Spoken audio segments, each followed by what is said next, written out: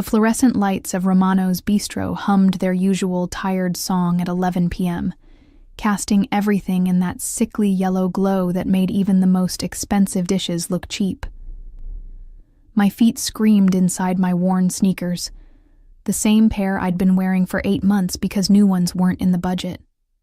Not when Mom's medication cost more than my rent, and certainly not when my landlord had just raised prices again. I wiped down table 7 for the 3rd time, my hands moving on autopilot. The vinegar smell of the cleaning solution stung my nostrils, mixing with the lingering scent of garlic and wine that had seeped into my black uniform until no amount of washing could get it out. Around me, the restaurant was finally emptying, the last couples finishing their overpriced desserts, their laughter sharp and careless in a way that felt like a foreign language. "Sophia, you look dead on your feet," Marcus called from the bar, polishing a wine glass with more care than I'd seen anyone give anything in months. "Go home. I'll close up." I wanted to. God, I wanted to. But I needed these hours, every single one of them. "Just let me finish my section," I replied, forcing a smile that felt like cracking plaster. That's when I noticed them. Table 12. The corner booth. The one we reserved for VIPs, though in a place like this, that usually meant anyone willing to drop $300 on a bottle of wine. They'd arrived 30 minutes ago while I was in the kitchen, and Maya had taken them, her eyes lighting up with the prospect of a good tip. But Maya was gone now, disappeared to the back with her phone pressed to her ear and tears streaking her makeup. Boyfriend drama. Again. Which meant table 12 was mine. I grabbed a water pitcher and approached, my practiced server's smile already in place, my mind already calculating the check and the potential tip. But as I got closer, my steps faltered. The woman sat facing me, and she was stunning in that effortless way that comes with money and time and genetics that don't quit. Designer dress. I recognized it from a magazine I'd flipped through at the dentist's office, something Italian and worth more than I made in 6 months. Her dark hair fell in perfect waves, and diamonds glittered at her throat, her wrists, her fingers. But it was the man beside her who made my breath catch. He sat with his back partially to me, but even from this angle, I could see the sharp cut of his suit, charcoal gray and tailored so precisely it looked painted on. His hand rested on the table, and I noticed the watch, something sleek and silver that probably cost more than a car.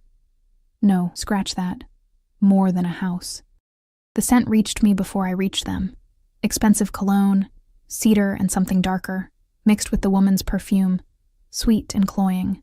I filled the water glasses, my hand steady despite the exhaustion pulling at my bones.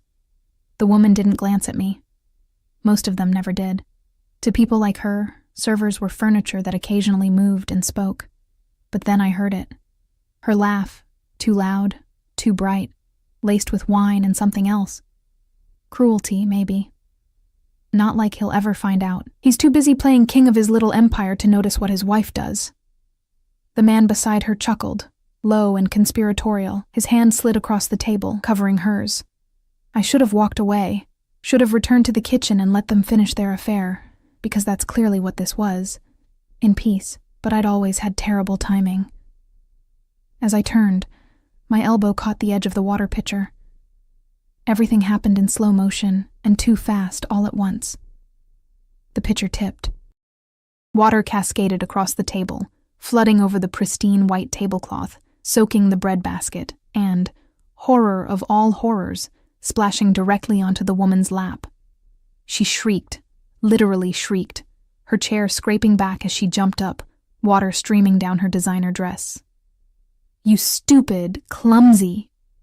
Her hand flew up, and I flinched, expecting the slap I'd received once before from another angry customer. But it never came. Enough. The word was quiet, almost soft, but it cut through the woman's rage like a blade through silk. I turned toward the sound and found myself looking at a third person I hadn't noticed, a man seated at the far end of the booth, almost hidden in the shadows. He stood now, unfolding from his seat with the kind of grace that spoke of absolute confidence, absolute control. My heart stopped. He was tall, broad-shouldered, wearing a black suit that made the other man's look like a rental, dark hair, touched with gray at the temples, strong jaw, sharp cheekbones, but it was his eyes that pinned me in place. dark, almost black, assessing me with an intensity that made my skin prickle with awareness. Behind him, I noticed 2 other men materialize from somewhere, both built like brick walls, wearing identical dark suits and expressions that promised violence. "I'm so sorry," I stammered, grabbing napkins, my hands shaking now as adrenaline dumped into my system. "I didn't mean, I'll get towels, Who is he?" the man in black asked, his voice still soft, still dangerous. I blinked. What? "Your boss. Who owns this restaurant?" "Mr. Romano. But he's not here tonight." The woman finally found her voice again, shrill with indignation. "Do you have any idea who I am? Do you know what, Isabella?" The man's eyes never left mine. "Go to the car. Lorenzo will take you home." "But Dante, now!" She went. The other man scrambled after her. One of the bodyguards followed, leaving me alone with this stranger whose name was apparently Dante, and whose presence felt like standing too close to a live wire. He pulled out his wallet, black leather, understated, and extracted several bills. Hundreds. Multiple hundreds. He placed them on the wet table with the kind of care that suggested the amount meant nothing to him. "For the inconvenience," he said. Then his eyes found mine again, holding them for a beat too long. "And for what you heard," my mouth went dry. "I didn't hear anything." Something that might have been amusement flickered across his face. "You're a terrible liar. I'm a professional server," I said, finding some kernel of courage I didn't know I still possessed. "I don't hear, see, or remember anything that happens at my tables." "Smart girl." He moved past me, close enough that I caught his scent again. Cedar, leather, and something that smelled like danger and dark promises. "What's your name?" "Sophia."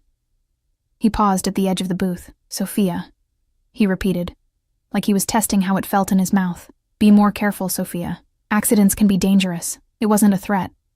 Or maybe it was. I couldn't tell." He walked away, his remaining guard following 3 steps behind, and I stood there in the middle of my section, water still dripping from the table onto the floor, my heart hammering against my ribs. I didn't know then that I'd just witnessed the beginning of my end, that the woman in the designer dress was about to destroy my life without even knowing my name, that the man in the black suit, Dante with his quiet danger and watchful eyes, would become either my salvation or my damnation. I just knew that something had shifted, like a stone had been dropped into still water, and the ripples were coming. Later, after we'd closed, after I'd mopped up the water and collected the money he'd left, $800, more than I made in 2 weeks, I walked home through streets that smelled of rain and exhaust. My apartment was 14 blocks away, too far when my feet hurt this much. But the bus didn't run this late and I couldn't afford Uber. The money burned in my pocket, $800. I could pay Mom's medication in advance, could get those sneakers, could breathe for just a moment, but something about it felt wrong, felt like payment for something I didn't understand yet. I thought about the woman, Isabella, about her laugh and her diamonds and her careless cruelty, about how she'd talked about her husband like he was an obstacle, an inconvenience. And I thought about Dante, about the way his eyes had assessed me, catalogued me, seen me in a way that made me feel simultaneously exposed and protected. My phone buzzed as I climbed the stairs to my 3rd-floor walk-up, unknown number. "Don't spend the money yet." I froze, my key halfway to the lock. How did someone have my number? How did... Another message. "Go to sleep, Sophia. Tomorrow everything changes." I should have been terrified, should have called the police, should have done anything except what I did, which was stare at those words until they blurred, then let myself into my tiny apartment and collapse onto my second-hand couch. Through my window, the city glittered with lights that belonged to other people, other lives. Lives where you didn't wear 8-month-old sneakers and count every penny and wonder if you'd ever be anything more than invisible. I fell asleep with my phone in my hand and woke to pounding on my door. The morning light was too bright, stabbing through my thin curtains with aggressive cheerfulness. My phone said 7 a.m., which meant I'd gotten maybe 4 hours of sleep. The pounding continued, urgent and demanding. "Sophia Chen?" A man's voice, official and cold. I stumbled to the door, still in yesterday's uniform, and peered through the peephole. 2 police officers, My stomach dropped somewhere around my knees. I opened the door with shaking hands, my mind racing through a dozen terrible possibilities. Mom. Something happened to Mom. Or maybe my landlord finally reported me for the noise complaint from Mrs.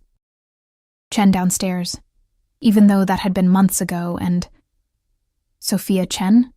The taller officer repeated. He had gray hair and tired eyes that had seen too much. Yes, that's me. We need you to come down to the station. There's been an incident.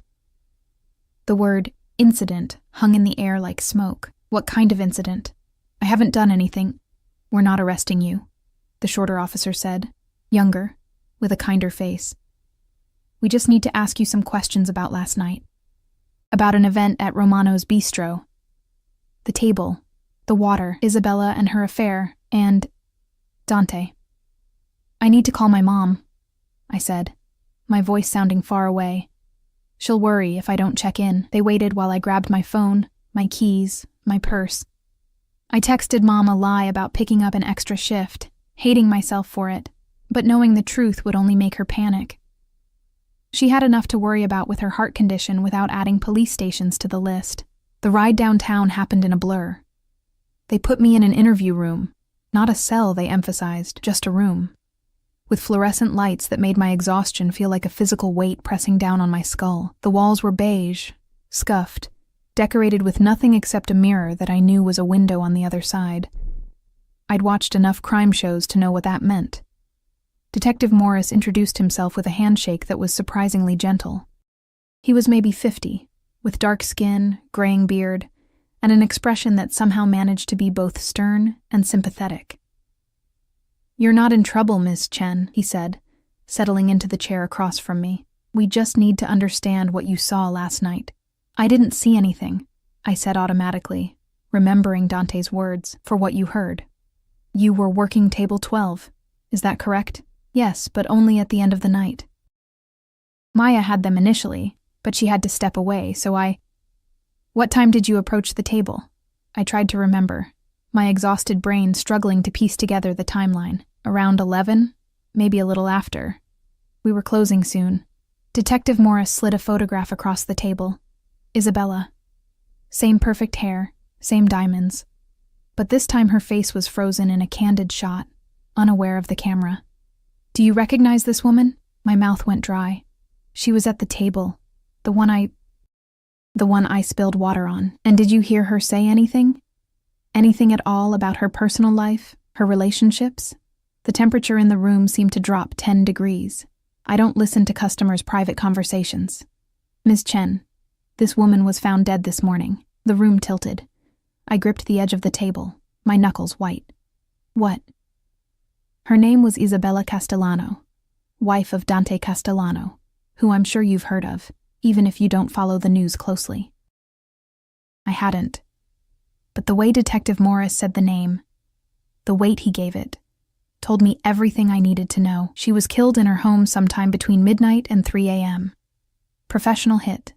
Very clean, very efficient. And according to our investigation, she was having an affair. My stomach churned. I don't know anything about that. You were there, Miss Chen. You heard them talking.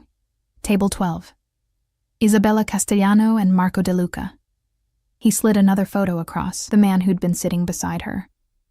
What did you hear? I thought about the $800 in my purse, about the text messages, about Dante's eyes as he'd told me accidents could be dangerous. I heard her laugh, I said carefully, and something about someone not finding out. But I was busy cleaning, Detective. I wasn't paying attention. He studied me for a long moment. Dante Castellano runs one of the largest organized crime families in the city. Has for 15 years. He's dangerous, Ms. Chen. Very dangerous. If he thinks you know something, I don't know anything. My voice came out sharper than I intended. I'm a waitress. I spilled water on a woman. Her husband paid me to forget about it. That's all. He paid you? How much?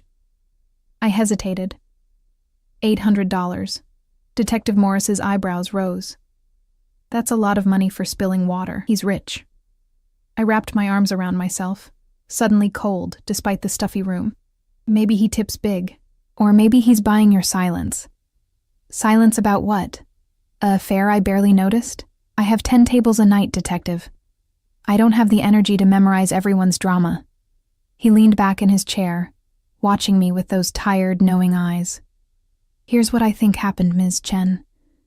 I think you overheard Isabella Castellano confessing to her affair. I think her husband was there, in the shadows, listening. I think he's known for a while. Men like Dante Castellano always know. But hearing her say it, hearing her laugh about him, he let the sentence hang. You think he killed her because of what I heard? My voice cracked. That's insane. I wouldn't. I think he killed her because she betrayed him. The affair with Marco De Luca, the disrespect, the fact that she was stupid enough to conduct it in public. Detective Morris tapped the table. But you're a witness. You heard the confession. You saw them together. That makes you either very valuable or very dangerous, depending on who's asking. I want to go home. We'll have an officer drive you. But Ms. Chen, I need you to understand something. He leaned forward, his voice dropping. Dante Castellano is not a man you want noticing you. Stay away from him. If he contacts you, you call me immediately. Understand? I nodded, not trusting my voice. They drove me home in a marked car, which I knew would make the neighbors talk, which meant my landlord would hear about it, which meant another thing I'd have to explain. The officers walked me to my door, checked my apartment like they expected someone to be hiding in my closet, and left me with a card and a warning. I locked the door behind them and slid down to the floor, my back against the wood, my heart hammering. Isabella Castellano was dead. The woman whose lap I'd soaked with water, whose affair I'd accidentally witnessed, whose husband had paid me $800 to forget what I'd heard. Dead. My phone buzzed. Unknown number. Same one from last night. I stared at it for 5 long seconds before opening the message. Check your mailbox. My blood turned to ice water. I shouldn't go.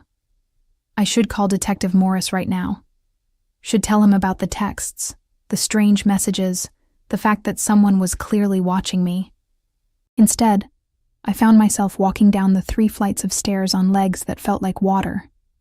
My heart in my throat. The morning was bright and cold, the kind of November day that promised winter wasn't far behind. A few neighbors were out, walking dogs, heading to work, living their normal lives. My mailbox was one of a dozen built into the wall of the building's entry. I fumbled with my key, dropped it once, finally got it open. Inside was a single black envelope. Heavy paper. Expensive. The kind you used for wedding invitations or funeral announcements. My hands shook as I opened it. Inside was a credit card, all black, no numbers visible on the front, just a name embossed in silver.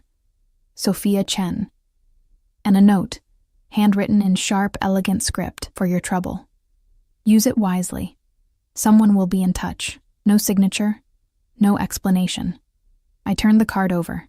On the back, a phone number was written in the same handwriting. I should have thrown it away. Should have taken it straight to the police.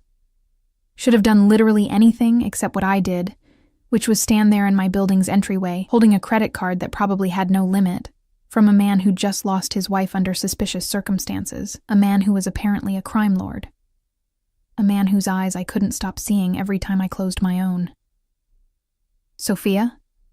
I jumped, nearly dropping the card. Mrs. Chen from downstairs stood in her doorway, her ancient pug wheezing at her feet. You okay, honey? Saw the police this morning. I'm fine, I lied, shoving the card and envelope into my pocket. Just some questions about work, nothing serious. She didn't look convinced, but she nodded, shuffling back inside with her dog. I took the stairs 2 at a time, my breath coming fast and shallow. Inside my apartment, I locked the door, checked the windows, pulled the curtains closed. The card sat on my kitchen counter, gleaming black against the chipped laminate. I should call Detective Morris. Instead, I picked up my phone and dialed the number from last night. The one that had warned me. The one that had known my name, my number, my future. It rang once. Miss Chen. A man's voice, smooth and professional. Not Dante.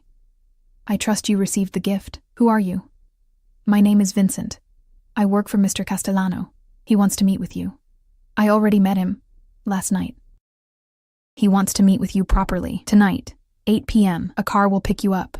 I'm not going anywhere with... It's not a request, Miss Chen. You have something Mr. Castellano needs. Information, and he's willing to compensate you generously for your cooperation. I don't know anything. I told the police. The police? Vincent's voice cooled several degrees.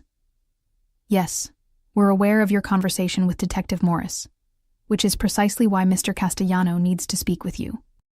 To ensure we understand each other clearly. My heart hammered against my ribs. Is that a threat?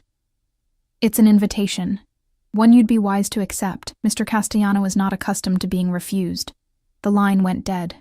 I stood in my kitchen, surrounded by the evidence of my poverty, the second-hand furniture, the empty fridge I couldn't afford to fill properly, the bills stacked on the counter marked with red final notice stamps, and tried to remember how to breathe. 8 p.m.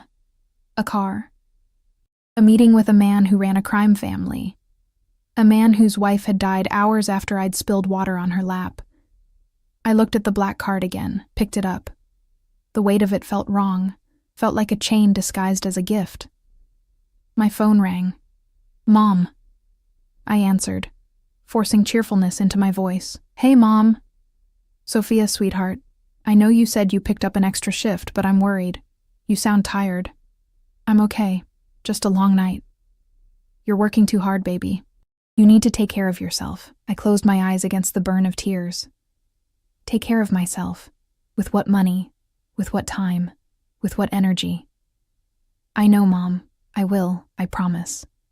We talked for a few more minutes, her telling me about her book club, her neighbor's cat, the weather. Normal things that felt like they belonged to a different universe than the one I was currently trapped in. When we hung up, I looked at the clock. 11 a.m. 9 hours until the car came. 9 hours to decide what kind of person I was going to be. The kind who went to the police, told them everything, and hoped the system would protect her from a crime lord's retribution, or the kind who got in the car, met with the devil in a designer suit, and tried to survive whatever came next. I thought about Mom's medication, about my overdue rent, about the sneakers with holes I'd been ignoring for months. I thought about Isabella's laugh, careless and cruel, about Dante's eyes, dark and assessing, about the way power moved around him like gravity, pulling everything into his orbit. And I thought about Detective Morris's warning. Dante Castellano is not a man you want noticing you. Too late for that. He'd noticed. And somehow, between spilling water and accepting $800, I'd become tangled in something that was going to either destroy me or change everything. I picked up the black card one more time, testing its weight, its promise, its danger. 8 p.m. The choice was already made. I'd made it the moment I opened that envelope. I just didn't know yet what it would cost me. The day crawled by with the speed of continental drift. I tried to sleep and couldn't. Tried to eat and my stomach rebelled. Tried to convince myself to call Detective Morris, to tell him about the card, the messages, the invitation that wasn't really an invitation. I didn't. Instead, I spent 3 hours researching Dante Castellano on my phone, hunched over my tiny kitchen table with cold coffee I couldn't taste. The information was sparse but damning. Inherited his father's empire at 25 after the old man died. Natural causes, the articles claimed, though the quotation marks around those words suggested otherwise. Expanded the family business into legitimate enterprises. Real estate, restaurants, import-export. A whole web of companies with Italian names and offshore accounts. But underneath the legitimate veneer were the whispers, the rumors, the charges that never quite stuck. Racketeering, money laundering, murder for hire. Witnesses who disappeared before trials, evidence that vanished from police lockups. And through it all, photos of Dante at charity galas, shaking hands with politicians, cutting ribbons at new business openings. Always in those impeccable suits, always with that expression of controlled power, always surrounded by men in dark suits who watched everything with dead eyes. In every photo, he was alone. No wife on his arm, despite 15 years of marriage to Isabella. No public displays of affection, no candid moments of domesticity. just a man who ruled his kingdom from the shadows and crushed anyone who threatened it.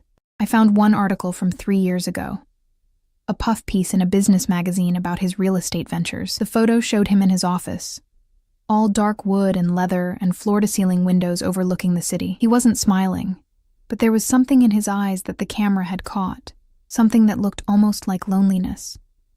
I closed my phone before I could follow that thought any further. At 6 p.m., I showered, letting water as hot as I could stand it beat against my shoulders until my skin turned pink. I washed my hair twice, scrubbed myself until I felt raw and clean and almost human. Then I stood in front of my closet, 6 hangers of clothes, most from thrift stores, and tried to figure out what you wore to meet a crime lord.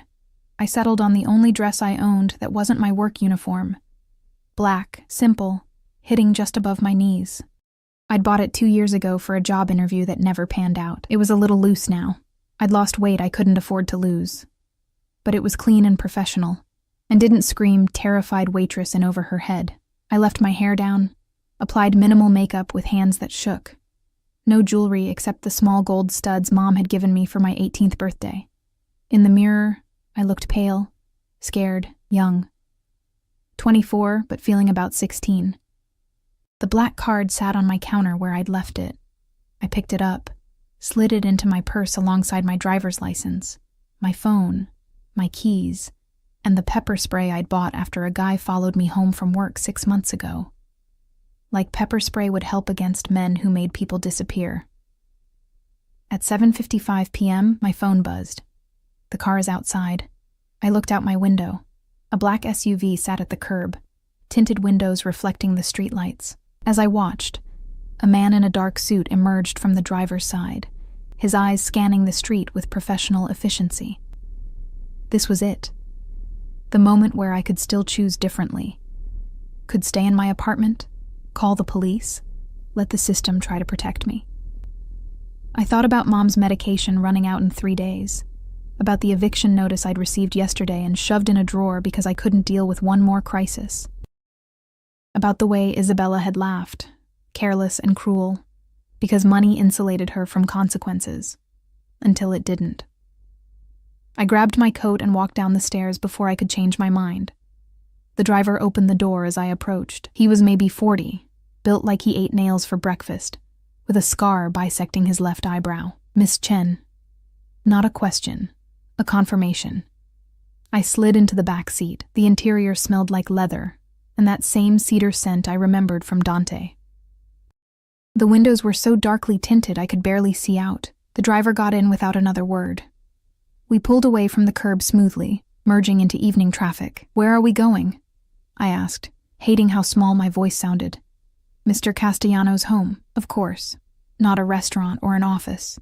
His home, where Isabella had died just hours ago. The thought made my skin crawl. We drove for 30 minutes, leaving the familiar streets of my neighborhood and heading into areas I'd only seen in magazines. The buildings grew taller, more elegant. The cars on the street cost more than I'd make in a decade. Even the sidewalks looked cleaner, like poverty wasn't allowed to touch them. Finally, we turned into a driveway guarded by a gate that probably cost more than my apartment building. The driver entered a code. The gate swung open silently. The house beyond wasn't a house. It was an estate.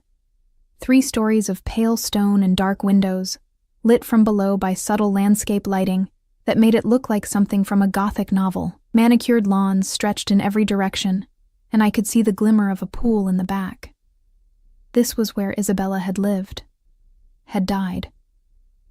The driver parked near the front entrance, where wide stone steps led to double doors that looked like they belonged on a castle. Another man in a suit waited there. Vincent, I assumed.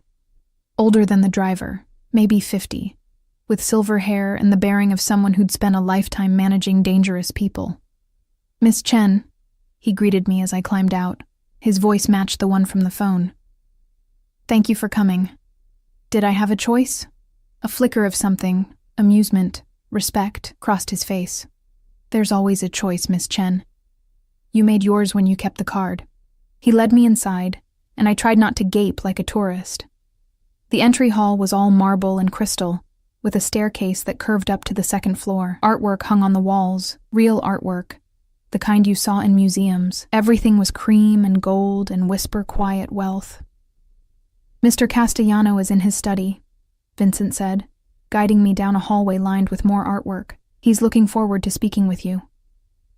Looking forward. Like this was a social call, like his wife hadn't been murdered this morning.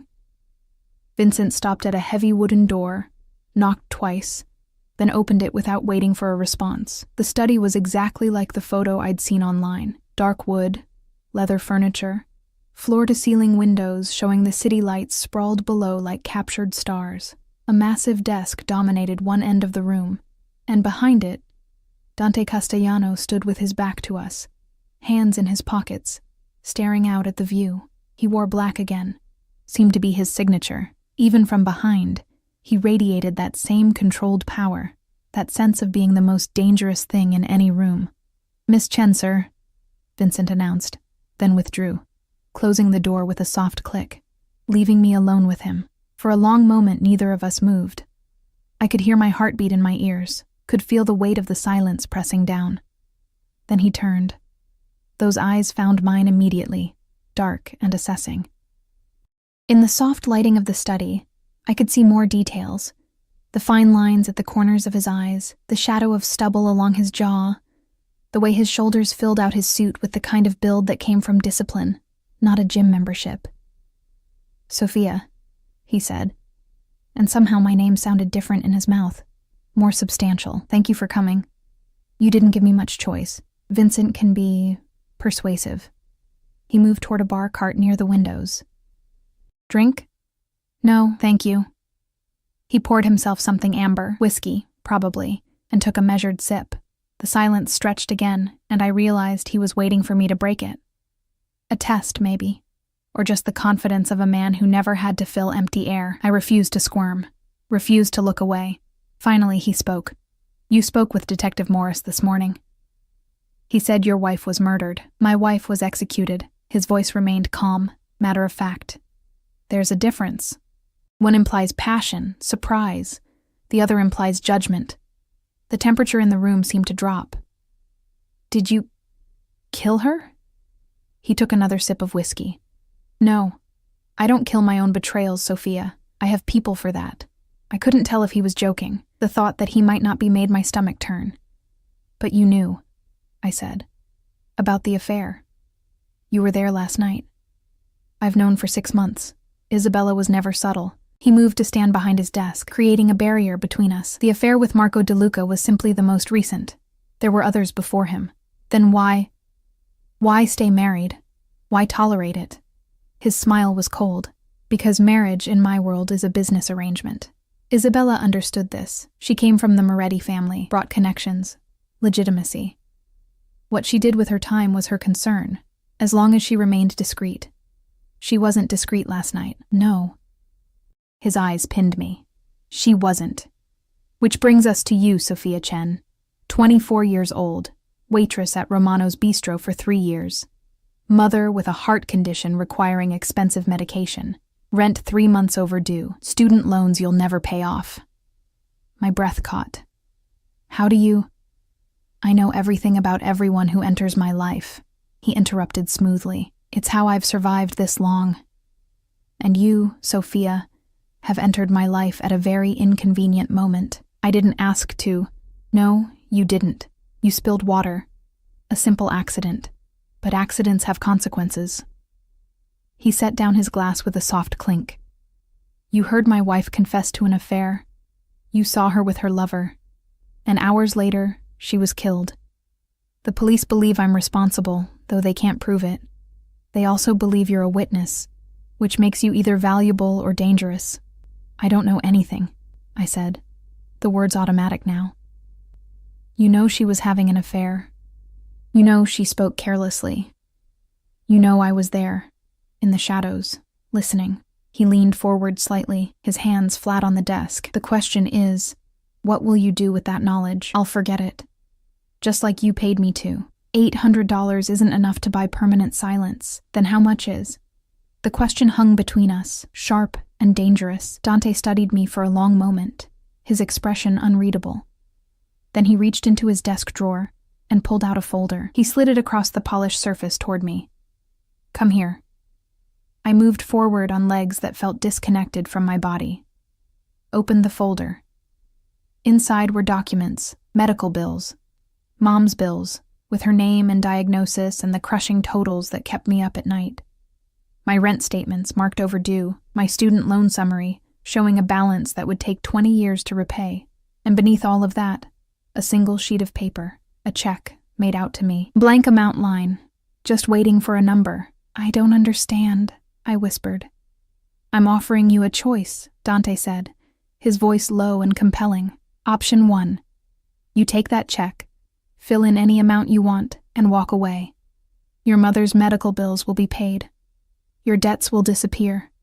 You'll never have to worry about money again. And in exchange, you forget what you heard. You tell the police nothing. You disappear from this situation entirely." It was everything I'd ever needed, more than I'd dared to dream. Freedom from the crushing weight of poverty, from the constant fear and stress and exhaustion. "What's option 2? I asked, even though I should have just taken the check and run. Dante's eyes darkened. "Option 2 is more complicated. And more dangerous. Tell me anyway." He moved around the desk, closing the distance between us. I could smell his cologne again, cedar and danger. He was close enough that I had to tilt my head back to maintain eye contact. "Option 2, he said softly, "is that you stay. You work for me. I need someone the police trust, someone who appears innocent and uninvolved. Someone who can move through certain circles without attracting attention. You want me to spy for you. I want you to be my eyes and ears in places I can't go. In exchange, I'll give you everything option 1 offers, plus protection, safety, a place in my world." "Your world where people get executed for betrayal?" His hand came up, not threatening, just there. His fingers touched my chin, tilting my face up slightly. "My world where loyalty is rewarded beyond measure, where those under my protection are untouchable." I should have pulled away, should have grabbed the check and run for the door. Instead, I stood frozen, caught in those dark eyes, feeling the heat of his hand against my skin. "Why me?" I whispered. "Because you're invisible, Sophia. People like you move through the world unnoticed. You see everything and no one suspects you're looking, because you're smart enough to survive, desperate enough to be useful, and honest enough that I believe you when you say you'll keep your word. I haven't given you my word. Not yet." His thumb brushed along my jaw, feather-light. "But you will." He was right. God help me, he was right. Because standing in his study, surrounded by evidence of his power and his ruthlessness and his absolute control, I realized something terrible. I didn't want to disappear back into my invisible life, didn't want to return to the crushing poverty and endless exhaustion, didn't want to spend the rest of my existence being overlooked and underestimated. I wanted what he was offering, the danger and the protection, the money and the power. I wanted to be seen. "If I agree," I said, my voice steadier than I felt. "What happens next?" Dante's smile was slow, dangerous, satisfied. "Next, we make sure you survive what's coming, because Isabella's family won't rest until someone pays for her death. And Marco De Luca has powerful friends who'll want revenge for his disappearance." "His disappearance?" "He left the restaurant with Isabella last night. No one's seen him since." Dante's hand dropped from my face, but the warmth lingered. "The Moretti family believes I killed them both. They're wrong about Isabella. I didn't give that order. But Marco..." He shrugged. "Marco made his choice when he touched what belonged to me. The casual admission should have terrified me. Instead, I felt something else. Something dark and electric that I didn't want to examine too closely. So you need me to help you find out who actually killed Isabella. I need you to be exactly who you are, an innocent witness who knows nothing, while secretly helping me identify the traitor in my organization who thought they could frame me for my own wife's murder." It was insane, suicidal, everything my rational brain screamed at me to refuse. I thought about Detective Morris's warning, about my mother's medication, about the black card in my purse and the check on the desk, about the way Dante was looking at me, like I was a puzzle he wanted to solve. "I'll need guarantees," I heard myself say. "Protection. Written agreements about my mother's care. Done. And I can walk away whenever I want." His eyes darkened. "We both know that's not true, Sophia. Once you're in my world, walking away becomes complicated. Then I need to know you'll keep me safe." He stepped closer again, close enough that I could feel the heat radiating from his body. "I will protect what's mine, and if you agree to this, you become mine to protect." The possessiveness in his voice should have sent me running. Instead, it sent a shiver down my spine that had nothing to do with fear. "Okay," I whispered. "Okay, I'll do it." For the first time since I'd met him, Dante smiled. Really smiled. It transformed his face, made him look younger, almost human. Almost. "Then welcome to the family, Sophia." He extended his hand. "Try not to get killed." I took his hand. His grip was firm, warm, commanding, and with that handshake I sealed my fate. Dante kept my hand in his for a beat longer than necessary, his thumb brushing across my knuckles in a gesture that felt both protective and possessive. Then he released me and moved back to his desk, all business again, the momentary warmth vanishing like it had never existed. "Vincent," he called, not raising his voice. The door opened immediately. Had he been standing there the entire time, listening? The thought made my skin prickle. "Miss Chen has agreed to assist us," Dante said, his tone crisp and professional. "Prepare the East Wing guest suite. She'll be staying here for the time being." "Wait, what?" I turned to face him. "I never agreed to move in. Your apartment is being watched by the police. Probably also by the Moretti family, since they'll want to question you about Isabella, and possibly by whoever actually killed my wife." Dante's expression remained impassive.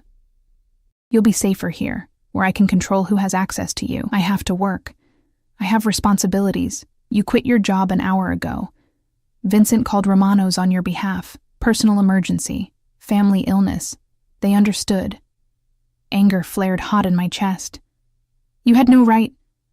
"I had every right the moment you shook my hand." His voice remained calm, but there was steel underneath. "This isn't a game, Sophia. People are going to come looking for you, asking questions, applying pressure. If you're going to survive this, you need to be where I can protect you. Where I can control the narrative. Control me, you mean? If that's what it takes." He picked up his whiskey glass, studied the amber liquid. "You're free to leave, of course. Take the check. Walk out that door. But the moment you do, you're on your own. And I promise you, the Morettis are far less patient than I am." He was right. I hated that he was right. But the rational part of my brain, the part that had kept me alive through 3 years of poverty and exhaustion, knew that going home now would be suicide. "My mother," I said quietly. "She'll worry if I don't come home. Vincent will arrange for her care. Round-the-clock nursing, the best doctors, a comfortable facility with everything she needs." Dante's eyes met mine. "She'll be told you've taken a private nursing position that requires you to live on site. It's not far from the truth. And what am I exactly? Your nurse?" Something dangerous flickered in his expression. "You're under my protection. What that means depends entirely on how useful you prove to be." Vincent cleared his throat softly. "Sir, Detective Morris is requesting another meeting with Miss Chen tomorrow morning. He's been quite persistent." "Good." Dante set down his glass. "Tell him Miss Chen is happy to cooperate. Schedule it for 10 a.m. at the precinct. I want her wired." My blood ran cold. "Wired? You want me to record the police?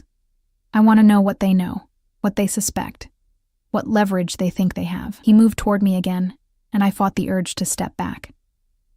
"You're going to tell Detective Morris exactly what he wants to hear. You're a frightened witness who saw nothing, knows nothing, and just wants to go back to her normal life.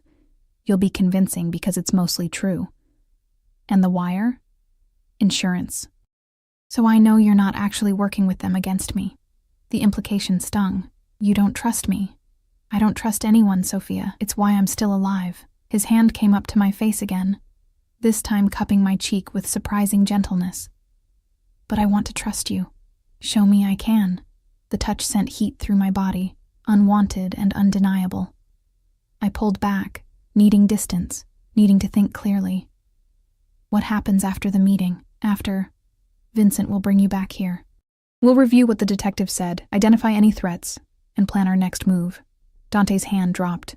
In the meantime, you'll stay in the East Wing. It's comfortable, private. You'll have everything you need, except freedom.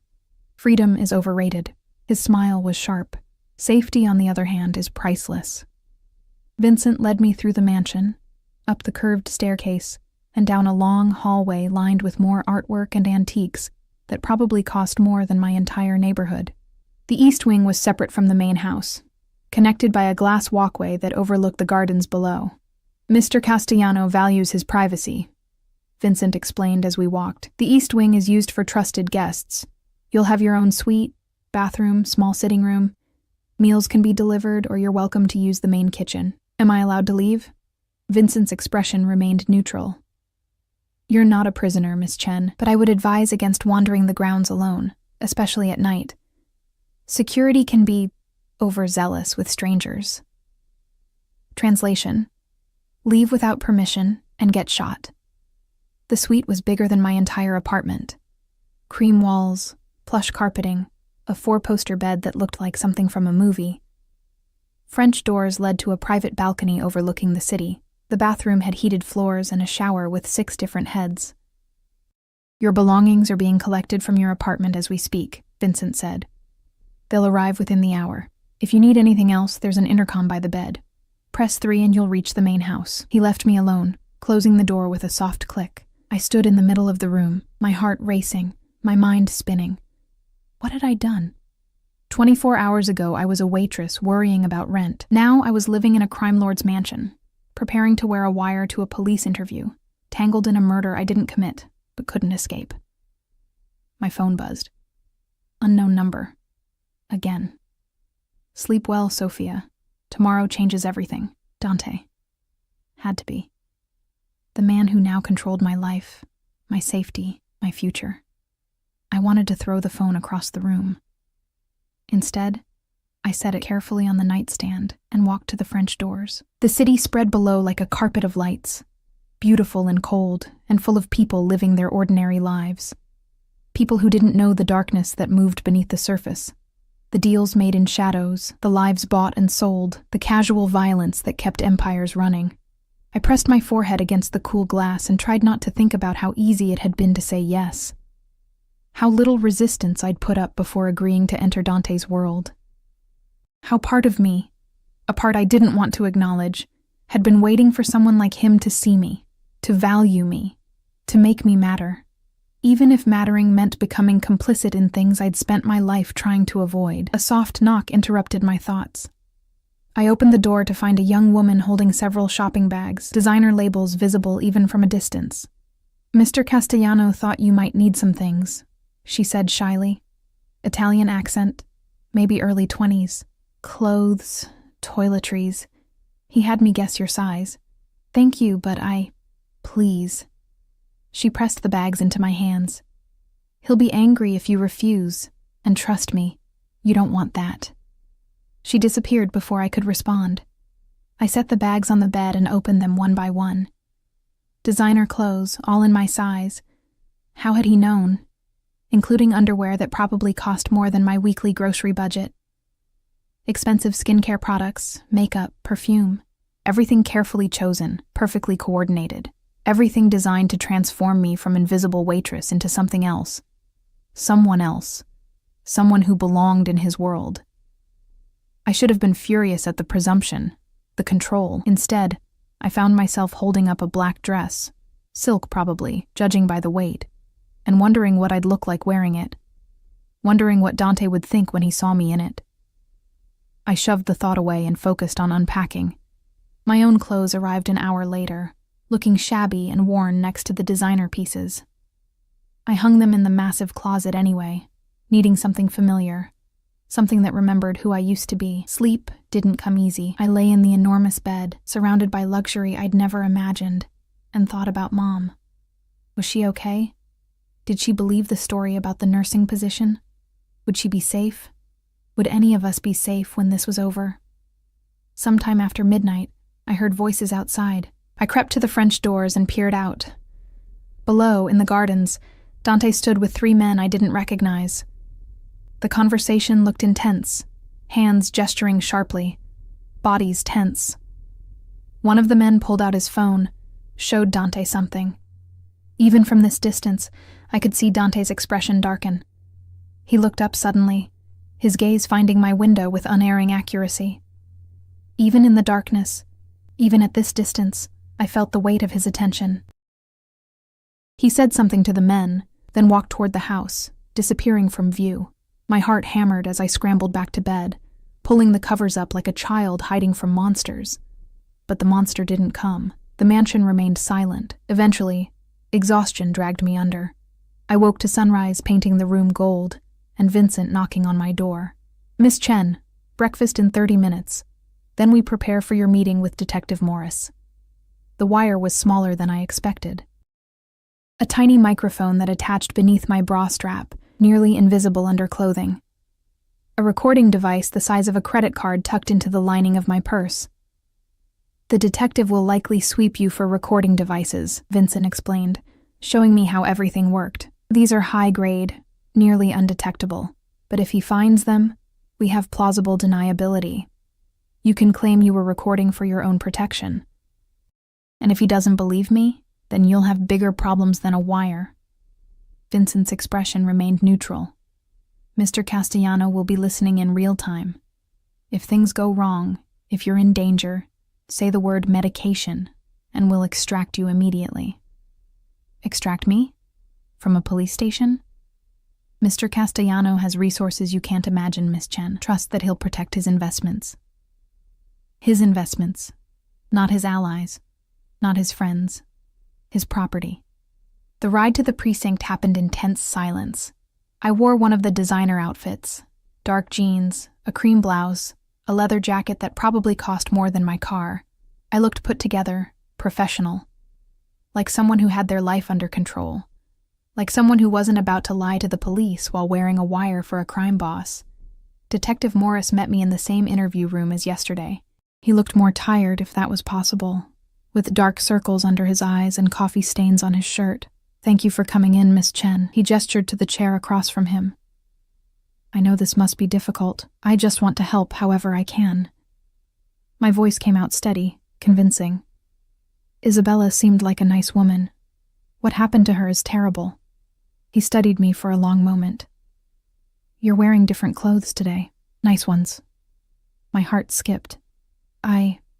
Yes. A friend loaned them to me. My work uniform was dirty. Friends in high places? Just friends who are more successful than I am. I forced a small laugh. Not hard to do when you're a waitress. He didn't smile. "Where were you last night, Miss Chen?" "Home. I was exhausted after everything yesterday." "Why?" "Because Marco De Luca's body was found this morning, dumped in the harbor, execution style, single bullet to the back of the head."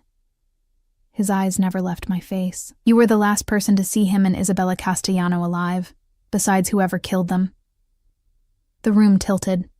I gripped the edge of the table. I don't know anything about that." "You're in danger, Miss Chen. You witnessed something that got 2 people killed. Whoever did this might think you know more than you do. They might decide you're a liability. Then what am I supposed to do?" My voice cracked, genuine fear bleeding through. "Hide? Run? I can't afford to run, detective. I can barely afford rent. I can offer you protection, witness protection, if necessary. But you have to be completely honest with me." He leaned forward. "Did Dante Castellano contact you after you left here yesterday? Remember your training," Vincent had said. "Tell the truth whenever possible. It makes the lies more believable." "Yes," I admitted. "He sent someone to pick me up. Wanted to make sure I understood that I shouldn't talk about what I heard at the restaurant." "Did he threaten you?" "Not exactly. More like, offered me money to keep quiet. Not a lie. He gave me a credit card, said to use it wisely." Detective Morris's jaw tightened. "Do you still have it?" I pulled the black card from my purse, slid it across the table. "I didn't use it. Didn't feel right. Taking money from him after everything. Also, not a lie." I hadn't used it. Yet. He examined the card, photographed it, then returned it. Miss Chen, Dante Castellano is not your friend. He's a killer, a criminal, a man who destroys lives without hesitation. If he's showing interest in you, it's because he wants something, and when he's done with you, you'll disappear just like everyone else who's gotten too close. I know that. I met his eyes. Let him see my fear. That's why I'm here. That's why I'm telling you everything. I just want to go back to my normal life. I'm not sure that's possible anymore. His voice softened slightly, but I'll do everything I can to keep you safe. Just promise me you'll be careful. And if Castellano contacts you again, you call me immediately. Understand? I understand. He gave me his card. Again. And reminded me to be careful. Again. And sent me back out into the world carrying secrets that could get me killed. Vincent was waiting in the car, his expression carefully neutral as I slid into the back seat. Well done, Miss Chen, he said as we pulled away. Mr. Castellano will be pleased. Marco De Luca is dead, I said numbly. Shot in the head and dumped in the harbor. Yes, unfortunate, but necessary. Necessary? I turned to stare at him. He was murdered. He betrayed Mr. Castellano, slept with his wife, helped arrange whatever plan got her killed. Vincent's voice remained calm, matter of fact. In our world, such betrayals have only one consequence. And Isabella? Was her death necessary too? Isabella's death was a message. Someone wanted to frame Mr. Castellano, to start a war between families. They used his wife to do it. He glanced at me in the rearview mirror. Which means you, Miss Chen, are now bait. Whoever killed Isabella will come for you next, to tie up loose ends, and when they do, we'll be ready. The words hung in the air like poison. I was bait, a lure to draw out a killer. Dante had known this from the start, had planned it, and I'd agreed because I was desperate and stupid and dazzled by his power. I want out, I whispered. It's too late for that. Vincent's expression remained neutral. You're in the game now, Miss Chen. Best thing you can do is learn the rules and try to survive. We drove back to the mansion in silence. My hands shook in my lap. The wire beneath my clothes felt like it was burning into my skin. Dante was waiting in his study when Vincent brought me in.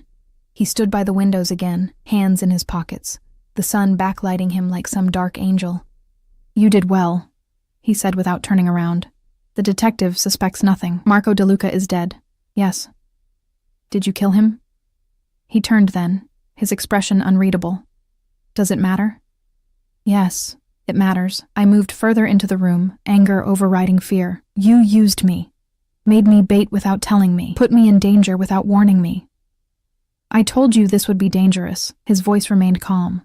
I told you people were going to come looking for you. Did you think I meant for tea and conversation? You could have been honest. Honest? He laughed, sharp and bitter. There's no honesty in my world, Sophia. There's only survival. And right now, you're surviving because you're useful to me. Don't forget that. The words hit like a slap. I'd known, of course, had known from the start that I was just a tool, a pawn in whatever game he was playing. But hearing him say it so bluntly still hurt. Then let me go, I said quietly. Let me take the money and disappear. You don't need me. I do need you. He crossed the distance between us in 3 strides, his hands gripping my shoulders, because whoever killed Isabella is still out there, still planning, and they're going to come for you, Sophia, whether you're here or in your apartment or on the other side of the country. At least here, I can keep you alive. Why do you even care? You're mine. The possessiveness in his voice was undeniable. I claimed you the moment I paid you in that restaurant. I protected you when I could have silenced you. And I'll be damned if I let some traitor take what belongs to me. His hands softened on my shoulders, his thumbs brushing against my collarbone. The touch sent electricity through me, wanted and terrifying in equal measure. I'm not a possession, I whispered. In my world, everything is a possession. Power, money, loyalty, lives. His eyes held mine, dark and consuming, The question is, are you strong enough to be mine, or will you break like everyone else? I should have said no. Should have walked away, consequences be damned. Instead, I lifted my chin and met his gaze. I won't break. His smile was slow, dangerous, approving. Good. Because tomorrow we're going to a funeral, Isabella's funeral, and you're going to help me identify the traitor who thinks they can destroy me. A funeral? Are you insane? Probably. He released me, stepped back. But I'm also right. Killers always come to their victims' funerals. They can't resist. And when they see you there, alive and under my protection, they'll make a mistake. And if I die in the crossfire, then I'll make sure they die slower. His expression was deadly serious. But that won't happen, Sophia, because I protect what's mine, always. The funeral was held at St. Michael's Cathedral, a Gothic monster of stone and stained glass that had stood for over a century. Rain fell in sheets, turning the steps slick, and the mourners' black umbrellas into a sea of darkness. I stood beside Dante, wearing a black dress he'd provided. Appropriate, expensive, covering. His hand rested on the small of my back, possessive and protective. To anyone watching, we looked like a couple, a united front. The reality was far more complicated. The Moretti family is here, Vincent murmured from Dante's other side. Isabella's father, 3 brothers, extended family. They're watching you. I could feel their eyes like lasers, hostile, assessing, wondering who I was and why Dante Castellano had brought a stranger to his wife's funeral. Let them watch, Dante said quietly, his hand pressed more firmly against my back. Stay close to me. Don't speak to anyone unless I tell you to. Inside, the cathedral was packed. Hundreds of people, all dressed in black, all wearing carefully neutral expressions. This wasn't grief. This was politics. A showing of power, of alliances, of who stood where in the complex hierarchy of organized crime. Isabella's casket sat at the front, draped in white roses. Her photo, beautiful, smiling, alive, stood beside it on an easel. I thought about her laugh at the restaurant, her careless cruelty, her diamonds and her affair, and her complete certainty that consequences were for other people. She'd been wrong. We sat near the front, in a pew that had clearly been reserved for Dante. More eyes followed us. More whispers rippled through the crowd. The service was in Italian, which I didn't understand, but I watched the faces around us, cataloging reactions like Vincent had taught me. Who cried? Who didn't? Who kept glancing at Dante with calculation in their eyes? An older man sat across the aisle. Isabella's father, I assumed. Silver hair, strong features hardened by decades of violence. He stared at Dante with undisguised hatred. Antonio Moretti, Dante murmured, following my gaze. Isabella's father. He blames me for her death. Did you? No. His voice was flat, final. But he doesn't believe that. After the service, we moved to the cemetery. The rain had softened to a drizzle, and the crowd gathered around the gravesite like ravens. That's when I saw him, a man standing apart from the main group, younger than most, maybe 35. Dark suit, unremarkable face, but there was something about the way he watched the proceedings, too focused, too intent. I touched Dante's arm, subtle. 10 o'clock. Dark hair, standing alone. His eyes flicked that direction, barely a glance. Luca Martinelli. Works for the Genovese family. What about him? He's not watching the casket. He's watching the crowd, like he's looking for someone. Dante's expression didn't change, but I felt his body tense beside me. Vincent, confirm Luca Martinelli's presence and find out what business he has here. Vincent melted into the crowd without a word. The burial concluded with the priest's final blessing. As people began to disperse, Antonio Moretti approached. His sons flanked him. 3 large men with their father's cold eyes. Dante. Antonio's voice was rough, accented.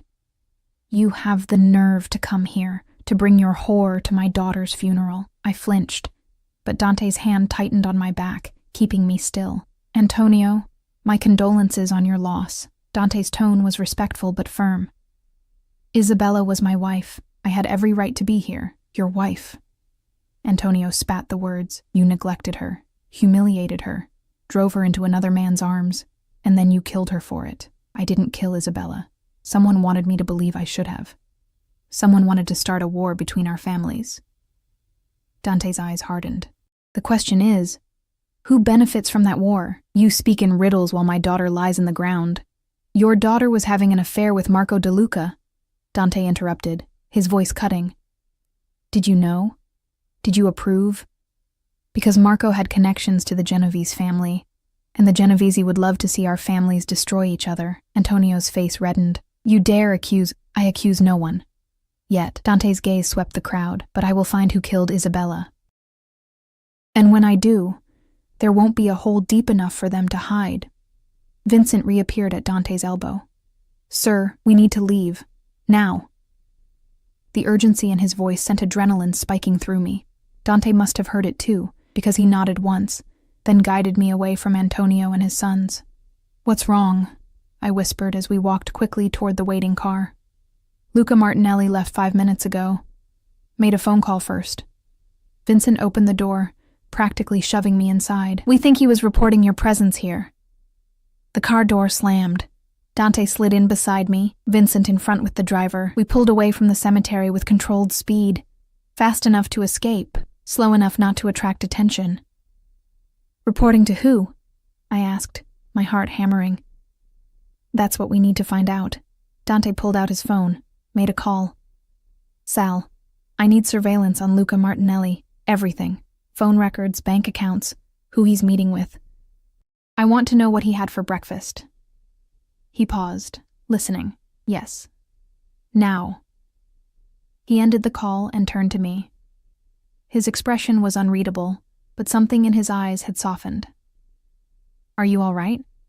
Someone just called me a whore at a funeral, and apparently there are people watching me who want me dead, so not really. No, a ghost of a smile crossed his face. Antonio is old-fashioned. In his world, any woman with a powerful man is either property or a whore. Don't take it personally. Hard not to when he said it to my face. He's grieving, and scared. He knows I didn't kill Isabella, which means someone else did. Someone with the power to execute his daughter and frame me for it. Dante's hand found mine, his fingers lacing through mine with surprising gentleness. That terrifies him, because if they can kill Isabella, they can kill anyone. The words hung heavy in the air. We drove in silence back to the mansion. Security had been doubled. I counted at least 6 guards at the gate, more patrolling the grounds. Whatever was happening, Dante was preparing for war. Inside, he led me to his study. Vincent disappeared to coordinate whatever surveillance operation they were running on Luca Martinelli. Drink? Dante asked, moving to the bar cart. Yes, please. He poured 2 glasses of whiskey, handed me one. I took a sip and coughed. It burned going down, but the warmth was welcome. You did well today, he said, settling into the leather chair behind his desk, staying calm, observing, pointing out Martinelli. I just saw someone acting suspicious. That's more than most people notice. You have good instincts, Sophia. He studied me over the rim of his glass, better than I expected. Should I be flattered or insulted? Both. His smile was genuine this time, reaching his eyes. You're full of surprises, Miss Chen. I'm beginning to think I underestimated you. The compliment warmed me more than the whiskey. I shouldn't care what he thought, shouldn't want his approval, but I did. What happens now?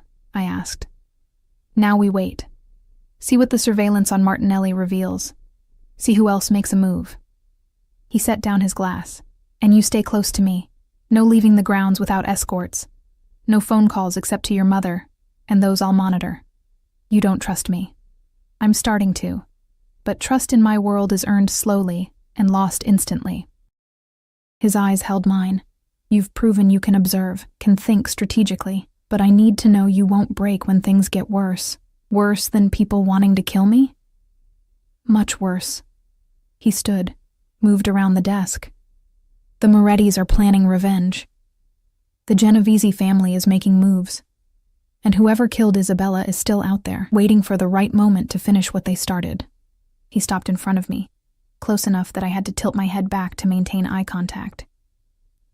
I need to know you'll stand with me, Sophia. That when the shooting starts, you won't run.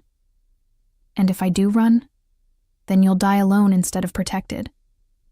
His hand came up to cup my face, thumb brushing along my cheekbone. But I don't think you're a runner. I think you're a survivor, and survivors know when to hold their ground. The touch sent electricity through me. Wrong and right and terrifying all at once. Why do you care? I whispered. I'm just bait. Just a tool you're using. You were. His other hand came up, framing my face. But you're becoming something else, something I didn't plan for. What? He leaned down, his forehead almost touching mine. Something I want to keep. Then his mouth was on mine, hot and demanding and stealing whatever breath I had left. I should have pulled away. Should have maintained professional distance. Instead, I kissed him back. His hand slid into my hair, tilting my head for better access. The kiss deepened, turned hungry, desperate, like he'd been holding back for days, and finally let go. When we broke apart, both breathing hard, his eyes were nearly black with desire. This is a terrible idea, I managed. Probably the worst I've ever had. His thumb traced my swollen lips. But I've never been good at denying myself what I want. And you want me? More than I should. More than is safe. He stepped back, creating distance, which is why this can't happen again. Not until this is over. Not until I know you're safe. The rejection stung, even though I understood it. So what? We just pretend that didn't happen? We acknowledge it happened, and we wait. His expression was tortured, because if I take you to my bed now, while you're under my protection, while you're vulnerable and scared, I'm no better than the monsters I fight. The words hit me like cold water. He was right. Of course he was right. But it didn't make the ache in my chest any less real. A sharp knock interrupted the moment. Vincent entered, his expression grim. Sir, we have a problem. Luca Martinelli just met with someone you need to see. Dante's entire demeanor shifted. All business again. Show me. Vincent pulled out a tablet, brought up surveillance footage, a parking garage, time-stamped 30 minutes ago. Luca Martinelli stood talking to another man, their body language tense. The camera angle shifted, showing the second man's face. I gasped.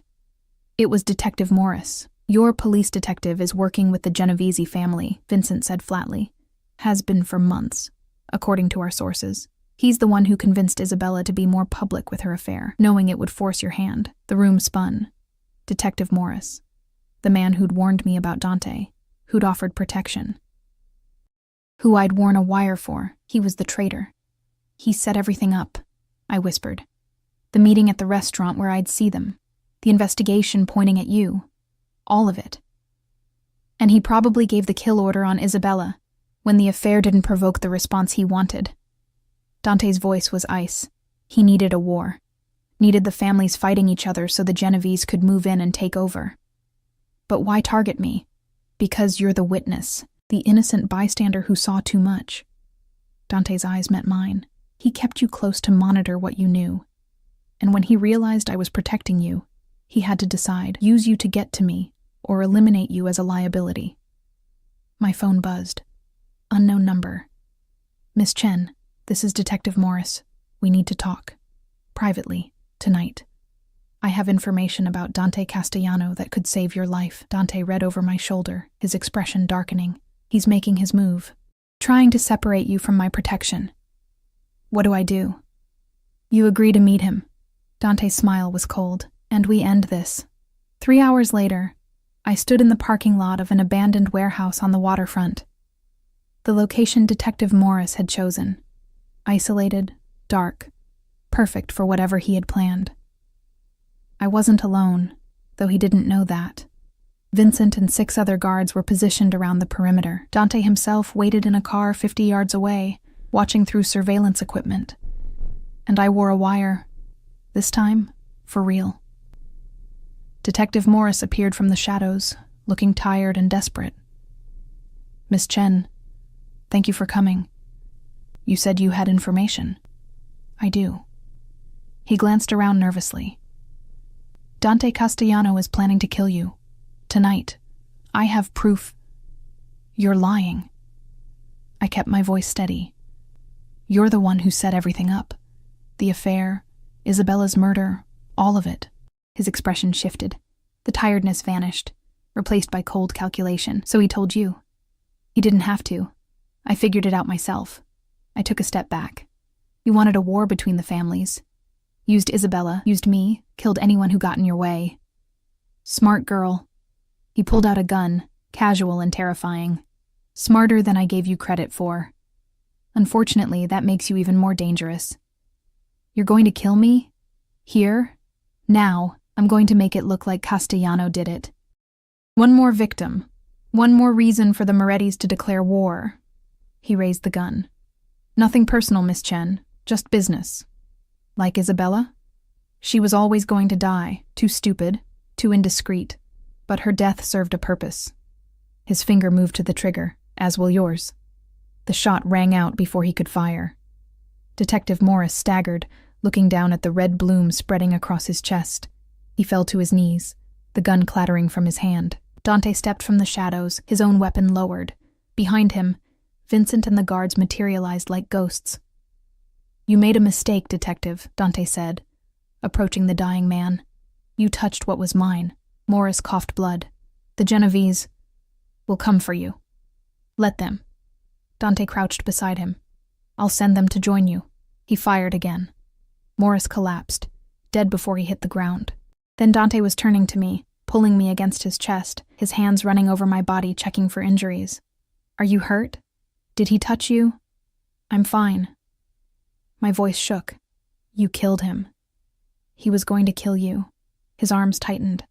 No one touches what's mine. No one. I should have been horrified. Should have been running. Instead, I buried my face in his chest and let him hold me while Vincent and the others dealt with the body. 1 week later, I stood in Dante's study, watching the sunset over the city. The Genovese family had backed down after Morris's death. Apparently, losing their inside man at the police department had changed their calculations. The Morettis had accepted evidence that Dante hadn't killed Isabella, though the peace was fragile, and I was still here. You could leave now, Dante said from behind me. The threat is over. Your mother is comfortable. Your debt's paid. You're free. I turned to face him. What if I don't want to be free? His eyes darkened. Sophia, you said I was becoming something you wanted to keep. Did you mean it? Every word. He closed the distance between us. But this life, my world, it's dangerous. It will always be dangerous. I know. I reached up, touched his face. But I survived. I stood my ground, and I'm not running. His smile was slow, devastating. Then stay. Be mine. For real this time. On one condition. No more lies. No more using me as bait without telling me. We're partners or nothing. He pulled me close, his mouth finding mine in a kiss that promised dark things and dangerous futures. Partners, he agreed. In everything. And as the sun set over the city, painting everything in shades of gold and shadow, I realized I'd found what I'd been searching for all along.